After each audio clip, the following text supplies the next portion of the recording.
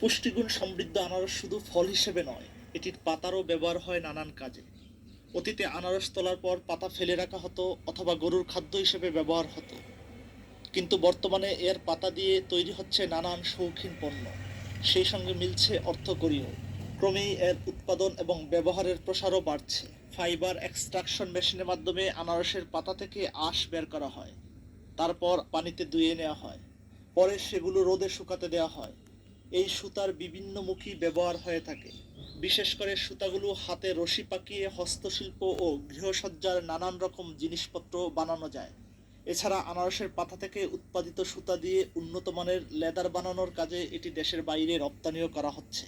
এই পাতাগুলা যে আমরা ব্যবহার করবো কখনো ভাবি নাই, কিন্তু এই পাতা থেকেও সুতা তৈরি করে আমাদের সংসারে আয় উন্নতি করে চলার মতো একটা সংস্থা মানে তৈরি হয়েছে এবং আমাদেরকে সহযোগিতা করতেছে এসএস এবং পিকেএসএফ।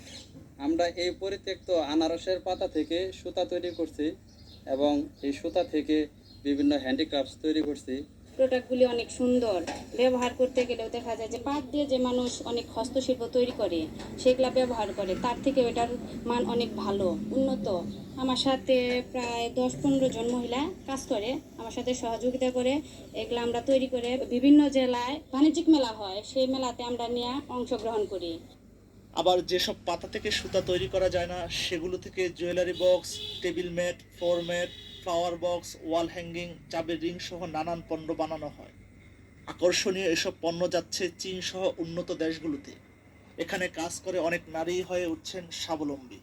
পল্লী কর্মসহায়ক ফাউন্ডেশন পিকেএসএফ এর অর্থায়নে স্থানীয় বেসরকারি সংস্থা ফাইবার এক্সট্রাকশন মেশিন ক্রয় ও লজিস্টিক সাপোর্টের মাধ্যমে কৃষকদেরকে এ কাজে উৎসাহ দিচ্ছে। ওয়েস্ট বলে আসলে প্রকৃতিতে কিছুই নাই, তো সেই ধারণা থেকে আমরা করেছি ওয়েস্ট ইজ এ রিসোর্স।